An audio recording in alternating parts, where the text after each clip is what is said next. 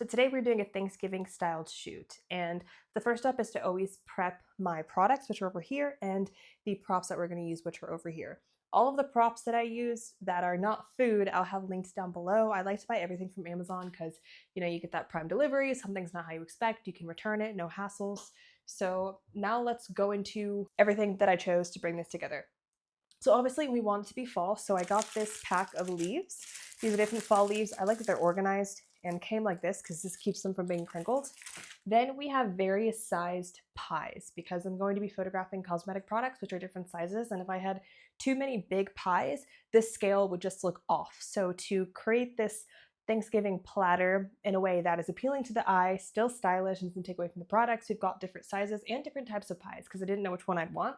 So we have pumpkin pie, a blueberry pie, and a pecan pie. They didn't have any big pumpkin pies. We're a little early for that, but I got a sweet potato pie from Walmart, and it looks just like a pumpkin pie.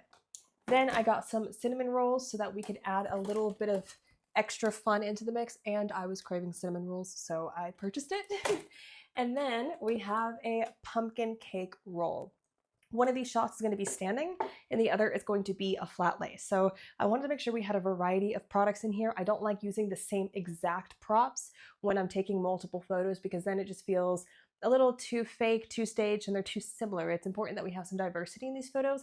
Even though today we're only doing 2 pictures, I still want them to be diverse, yet feel like they're from the same collection. Then the last thing that I got, actually, got some cinnamon sticks.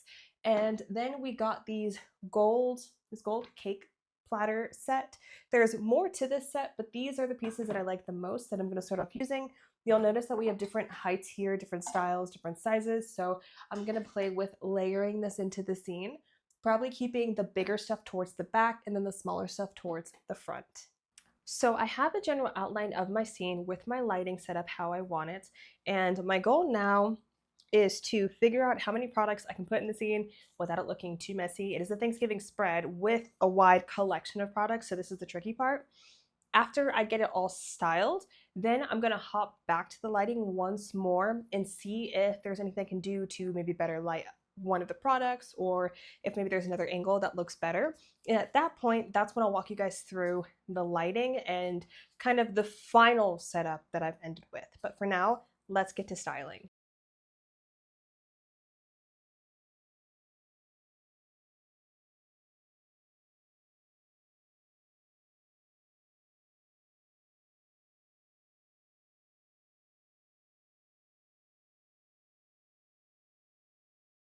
So here is the finished styling of the scene. You'll see that we kind of had it spread out across the front of the table to the back of the table. This is to add depth and dimension into it. If everything was squished in one spot, it would look really bad and very flat. And since this is supposed to be like a platter, we want it to feel like a long table. I first wasn't going to add any fall leaves into this, but then after styling it, I saw that the leaves kind of added to the whole fall themed, and it's going to tie into the next shot, which is going to have even more leaves than this. So we start with our backlight here. This is casting a hard shadow.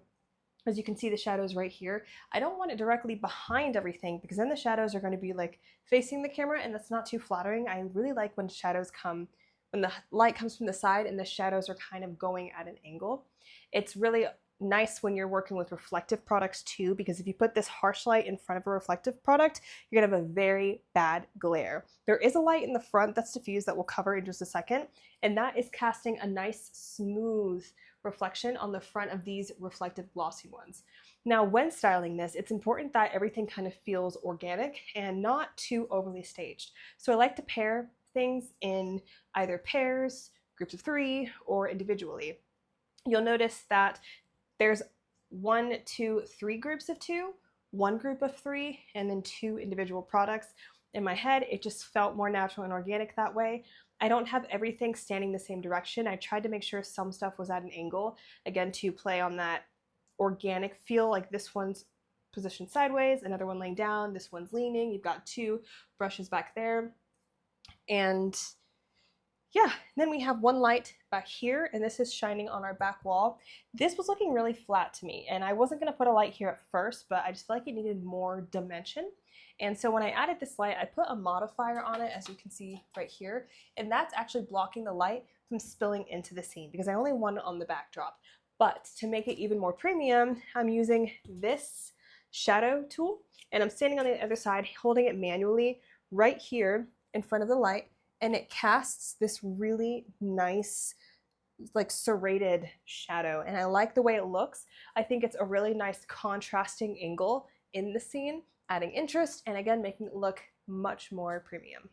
So now you'll see here, this is where the camera is. There's a hole cut out in this diffuser paper, and this diffuser paper is making the harsh light behind it soft and buttery smooth. And when you make the light buttery smooth and soft, your reflections become buttery smooth and soft. Some of these products have like a gold font on it. If it didn't have the diffuser paper, you wouldn't even be able to see the gold text. So in order to make sure the entire text is legible and it has that nice glow so we can tell that it's actually like a reflective gold, you have to use some kind of diffusion paper that's big enough to cover the whole width of it.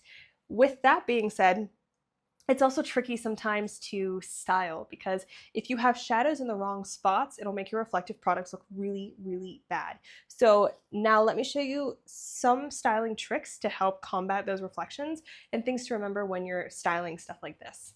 So looking at the scene, we have this all the way in the front, and this is acting as foreground. It's blurred out, it's elegant, it's beautiful, and this tall piece is in the back, also blurred out, elegant, and beautiful. This is how I'm adding depth, but you'll notice we have this channel right here, this strip, where there's nothing tall back here, and there's nothing tall up here. The reason for that is if I had something tall right here, all of a sudden, we have a shadow going across our products in the entire scene. So wherever this light's coming from, we can't have anything big and bulky here because we'll ruin the entire shot. Same with the front. If we have something right here, that diffusion that we have coming this way is going to be blocked. So these won't have a nice glow on it. You won't be able to see the text, and they're going to look dark and shadowed if we block that off. So that's why it's important that we maintain this open channel so the light can do its job and come in from both sides and hit everything where it's supposed to.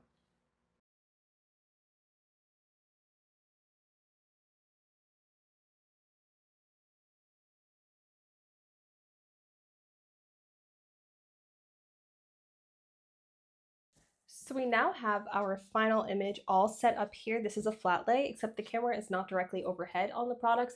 It's kind of tilted at an angle. And what this does is allow me to control the reflections better. If the camera was directly over top, then I would be having the camera reflected directly on these products, especially this mascara that is basically a mirror. So by doing this and having this angle, I'm able to actually manipulate and control the light more. Now, what's really special about the scene is I'm only using one light.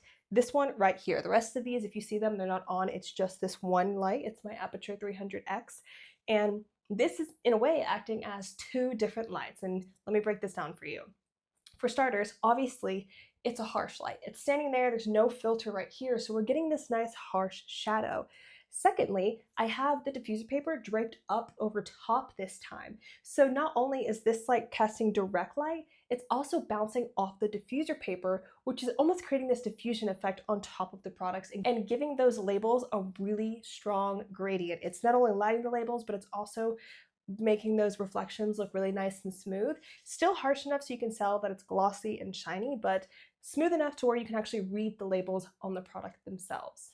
As for the styling, I kept all the products in the center and focused on bordering the shot with props. That way the products are the main focus and the border effect kind of ties in the whole theme.